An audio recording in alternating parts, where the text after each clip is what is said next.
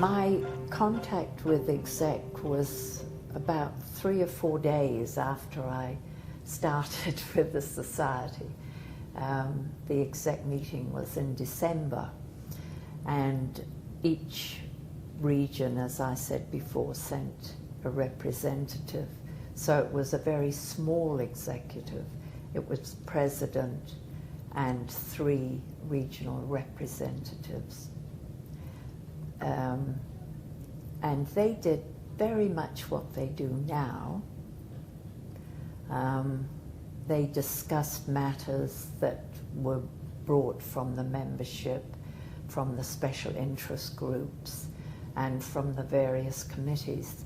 There seemed to be a lot more standard committees than there are now. We have working parties now, but then there were standard committees, the employment committee, the scholarship committee, obviously the finance committee, education committee was working really hard to get the degree program through, and that's a complete story in itself.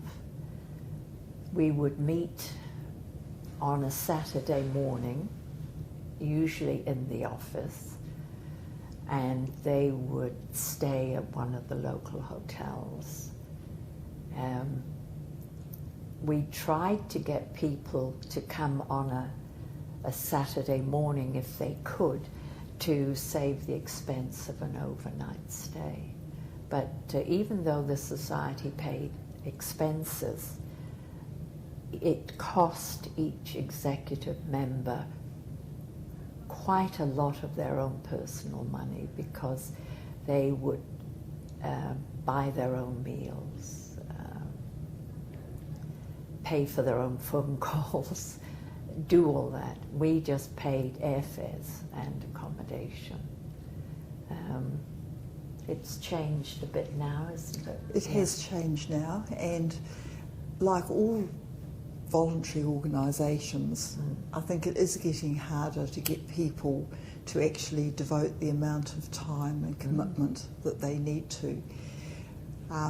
In looking at that, as far as the finances go, we have paid for airfares, accommodation, meals, so that people aren't out of pocket anymore.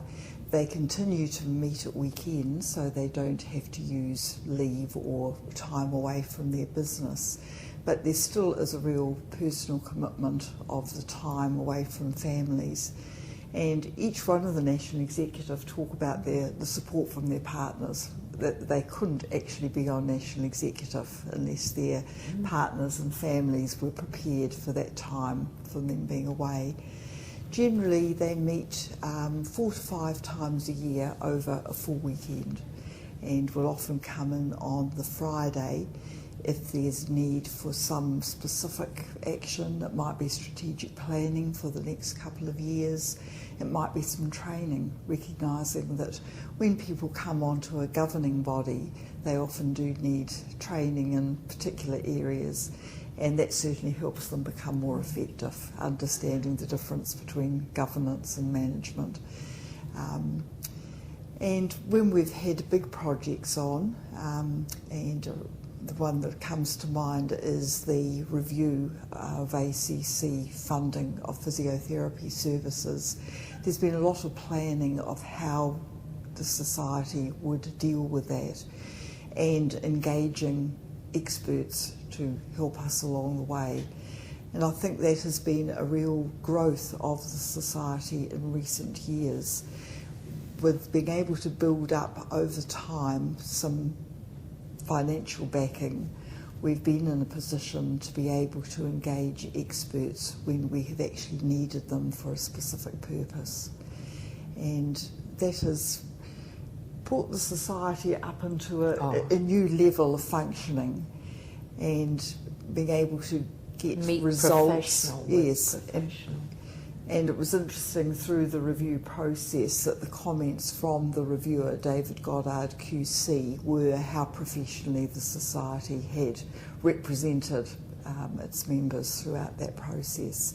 And we certainly couldn't have done that if we hadn't been able to afford using KPMG for advice on financial matters, and to have an excellent barrister to actually represent our interests.